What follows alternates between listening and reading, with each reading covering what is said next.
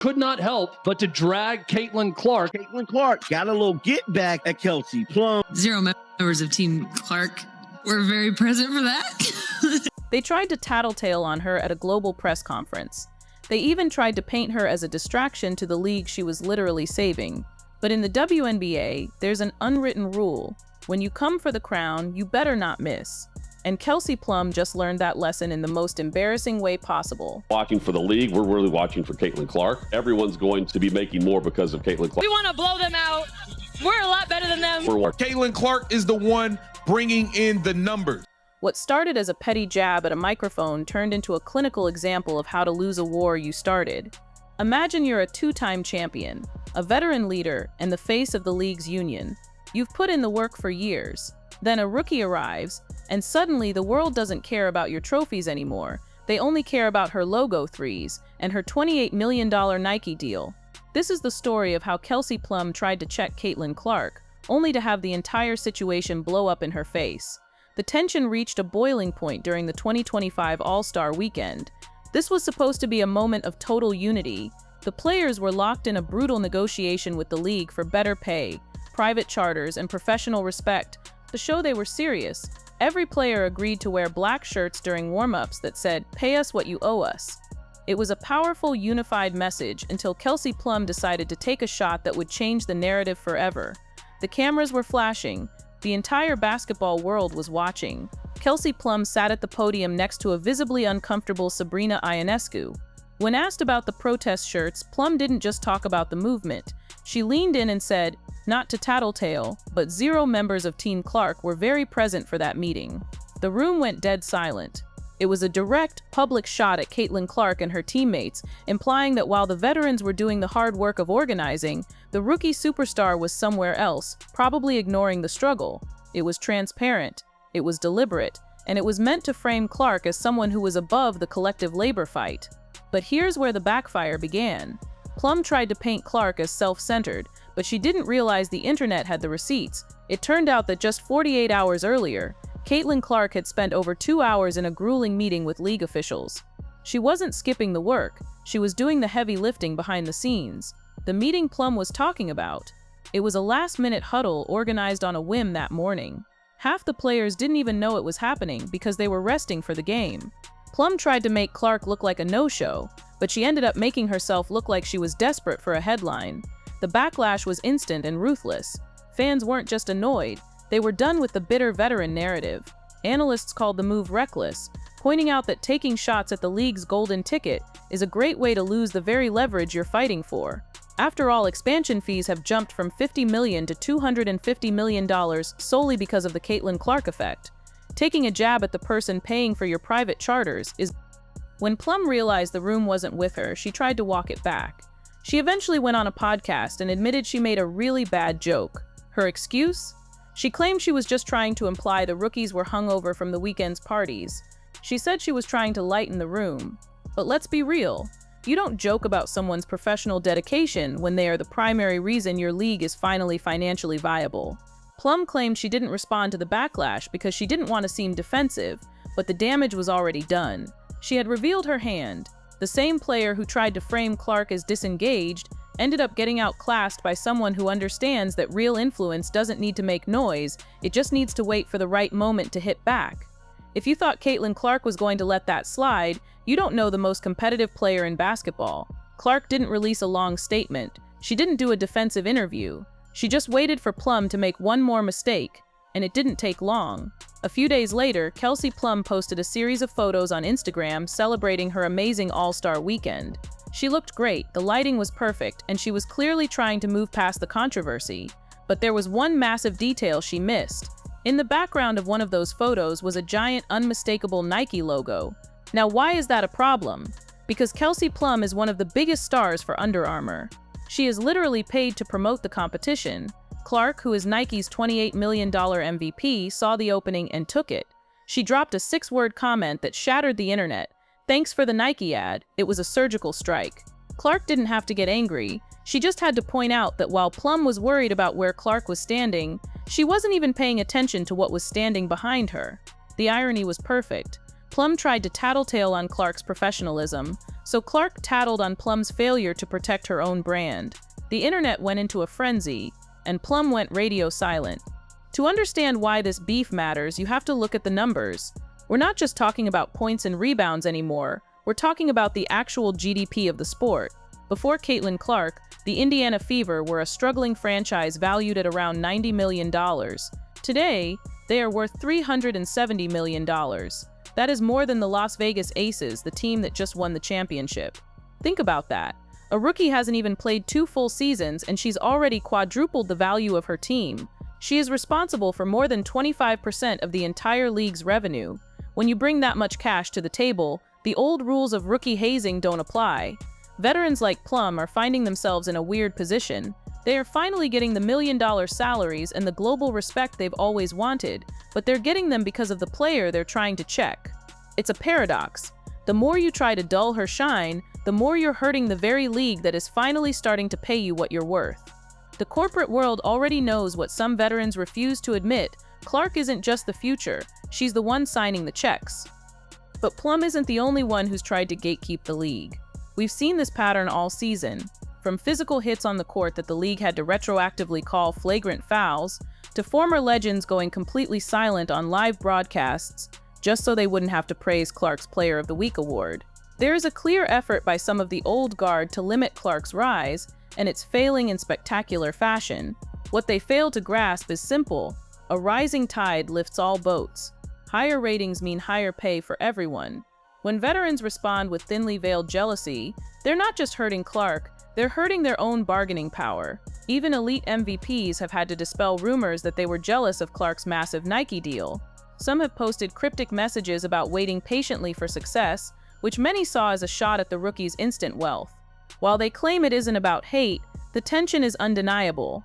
The league is currently a house divided between those who are embracing the growth and those who are terrified of being left behind. The brand war is deeper than just Instagram comments. Under the current league rules, if you don't have a specific qualifying shoe deal, you have to wear Nike. This is a league-wide monopoly that players like Kelsey Plum have been fighting against for years. Plum has even been caught on camera telling fans wearing Caitlin Clark shirts to do better before handing them merchandise from other teams. She's fighting for her brand, Under Armour, in a world that is becoming increasingly dominated by the Nike Clark machine. This is why that Nike ad comment stung so much. It wasn't just a joke, it was a reminder of the power dynamics. Clark has the backing of the biggest sports brand on earth, and she's using that leverage to make sure she's the one who stays in the headlines. While some longtime players are still fighting to be seen, the corporate world has already made its choice. Brands are lining up with open checkbooks for Clark, while veterans are being relegated to the rest of the story. Plum realized she challenged someone who plays on an entirely different plane, not just on the court but in the world of global influence. But here is the most shocking twist of all. After all the jabs, all the tattletaling, and all the social media fire, these two rivals have been forced to stand together. In December 2025, the WNBA players did something unprecedented. They voted to authorize a strike. With a 98% yes vote, the players, including Plum and Clark, are now preparing for a total work stoppage if the league doesn't agree to a 30% revenue share. Kelsey Plum, as the union's vice president, is leading the charge. And Caitlin Clark, she's the biggest bargaining chip the union has ever had. If the league owners want to keep the Caitlin Clark money flowing, they have to pay the players.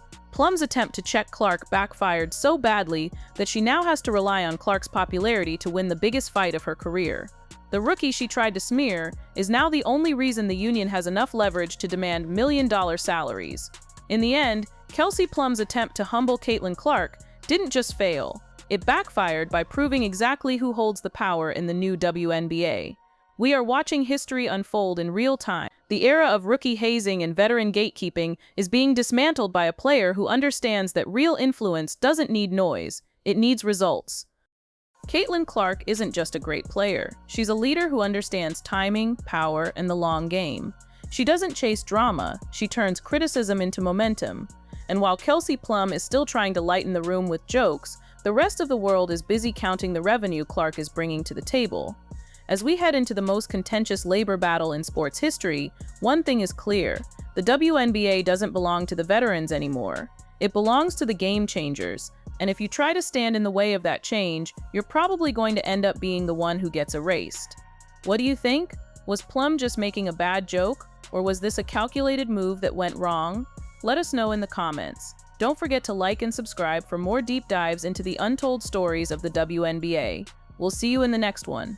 The landscape of women's professional basketball is currently undergoing a structural metamorphosis, shifting from a niche sporting interest into a high-valuation media commodity. This transition is characterized by what is colloquially termed the Caitlin Clark effect, a phenomenon that has not only redefined the financial baseline of the WNBA, but has also introduced significant interpersonal and brand-centric friction between established veterans and incoming stars. As per the requirements for high-retention digital media production, the following research points and structural components have been identified to anchor the upcoming video narrative. The focus is placed on recent controversies, brand alignment conflicts, and the psychological interplay between veteran status and rookie disruption. To understand why the friction between Kelsey Plum and Caitlin Clark resonated so deeply with the public, one must first analyze the economic stakes currently at play. The WNBA is no longer a charity project. It is a multi-billion-dollar investment vehicle, driven largely by the massive influx of viewers following Clark's transition from collegiate to professional basketball. The valuation of the Indiana Fever serves as the most potent indicator of this shift. Prior to the 2024 draft, the franchise was valued at approximately $90 million. By the end of 2025, that figure skyrocketed to $370 million, an increase of over 300%. This growth has fundamentally altered the bargaining power of the players, but it has also created a psychological rift between the veterans who spent years building the league's foundation and the rookie who is reaping the immediate rewards. This financial windfall has led to a dramatic escalation in expansion fees. While the Golden State Valkyries joined the league for a $50 million fee in 2025, newer ownership groups in cities like Cleveland, Detroit, and Philadelphia are now expected to pay $250 million for the same privilege. This creates a high-pressure environment where every public comment by a veteran like Plum, who also serves as a top officer in the players' union, is scrutinized for how it might impact the league's brand equity. The rivalry crystallized during the 2025 All-Star Game in Indianapolis, an event that was ostensibly designed to showcase league unity. At the center of the weekend was the Pay Us What You Owe Us demonstration, where players wore black shirts to demand a higher revenue share in the upcoming contract negotiations. During the post-game press conference, Kelsey Plum addressed the media. When discussing the logistical unity of the shirt demonstration, Plum noted that the decision was made in a morning meeting. She then stated, "Not to tattletale, 0 members of Team Clark were very present for that." The phrasing was immediately interpreted as a deliberate call-out of Caitlin Clark and her team, suggesting they were disengaged from the collective labor struggle. The backlash against Plum was immediate, as fans and analysts pointed out that Clark had been present for a significant 2-hour negotiation meeting just days earlier. Other star players showed visible discomfort on the podium, signaling that the comment had crossed a line from professional update to personal jab. Plum later clarified her comments on a major sports podcast, characterizing the remark as a really bad joke. She explained that she was jokingly implying that Team Clark was hungover from the weekend's festivities. Despite the apology, the incident solidified a narrative of veteran resentment, positioning Plum as a gatekeeper attempting to check the rookie's rising influence. A critical, yet often overlooked dimension of the Plum-Clark friction is the brand war occurring between their respective sponsors. Caitlin Clark is Nike's premier WNBA athlete, signed to a $28 million deal that includes a signature shoe. Kelsey Plum is a flagship athlete for Under Armour, having left Nike in 2022 to seek a more central role with a rival brand. The interaction between Plum and Clark shifted from the press room to social media when Plum posted a series of photos celebrating the All-Star Weekend on Instagram. Clark responded with a brief, surgically precise comment, "Thanks for the Nike ad." This comment was a direct reference to a Nike logo visible in the background of one of Plum's photos. Because Plum is contractually obligated to promote Under Armour, Clark's comment served to reclaim the narrative, highlighting Plum's own professional oversight in inadvertently promoting a rival brand. It reinforced the idea that Clark is synonymous with the Nike powerhouse, while Plum is struggling to maintain her own brand's boundaries. The rivalry is further complicated by the league's restrictive footwear rules. Under the current agreement, players can only wear non-Nike sneakers if they have a qualifying shoe deal worth at least $5,000 in annual cash compensation. Plum has been a vocal critic of these rules, arguing that they restrict the individual earning potential of players and protect Nike's monopoly. Clark's Nike ad comment, therefore, functioned as a subtle reminder of who holds the most leverage in the current system. Beyond personal rivalries, both Plum and Clark are currently embroiled in the most significant labor dispute in the history of the league. As a leader in the Players Association, Plum is a lead negotiator in the fight for a transformational agreement. The players are currently seeking a revenue-sharing model that awards them 30% of league and team revenue, a sharp increase from the 15% currently offered by ownership. In December 2025, the players took a historic step by authorizing a strike. The vote was nearly unanimous, with over 90% of the membership participating and 98% in favor of authorizing a strike when necessary. This development places Plum and Clark on the same side of a high-stakes standoff with the league. While interpersonal tension remains a topic of digital gossip, the economic reality of the current era has forced a strategic alliance. Clark herself has echoed the union's sentiments, stating that this is the biggest moment the league has ever seen and that players must fight for everything they deserve. The primary financial sticking point remains the revenue share. Owners want to cap it at 15%, while players are demanding an uncapped 30%. Salaries are also on the line, with the union seeking to raise the maximum salary from current levels toward $1 million base and the average salary toward $500,000. They are also pushing for larger roster sizes to address player wear and tear. The backfire experienced by Kelsey Plum is a result of narrative arbitrage, the practice of taking a perceived weakness in a competitor and attempting to capitalize on it, only for the audience to reevaluate the source of the criticism. When Plum checked Clark for missing a meeting, she assumed the audience would prioritize traditional veteran hierarchy. Instead, the audience prioritized economic transparency, recognizing that Clark's absence was irrelevant compared to the massive financial value she brought to the league. Furthermore, the brand-centric retort from Clark represents a shift in how athletes manage conflict. By utilizing a corporate oversight as a weapon, Clark signaled that she is operating within a high-level commercial framework that many veterans have yet to fully master. This represents a more sophisticated layer of psychological warfare. There is a clear effort by some of the old guard to limit Clark's rise, and it has frequently encountered public pushback. A rising tide lifts all boats, and higher ratings mean higher pay for everyone. When veterans respond with thinly veiled jealousy, they risk hurting their own bargaining power.